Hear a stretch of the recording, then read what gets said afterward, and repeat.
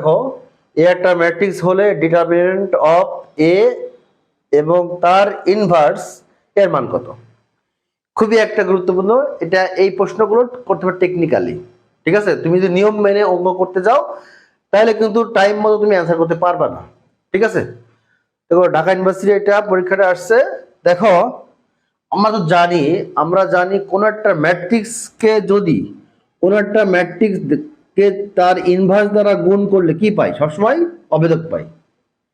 কোন একটা ম্যাট্রিক্সকে তার ইনভার্স দ্বারা গুণ করলে অলওয়েজ অবেদক। ঠিক আছে, তো অবেদক মানে কত? এর মান কত? 1 0 0 1। ঠিক না? যেহেতু এটা 2/2 ম্যাট্রিক্স, অতএব এই আই এর মানটাও 2/2 ম্যাট্রিক্স হবে। ঠিক আছে, তো বলছে এইটা ডিটারমিনেন্ট, তার মানে এটা ডিটারমিনেন্ট মানে কি? মানে এটা ডিটারমিনেন্ট মানে determinant of A A inverse equal to এইটার ডিটারমিনেন্ট। এইটা করলে কত হবে? 1। ঠিক আছে, সঠিক আনসার কিন্তু আমাদের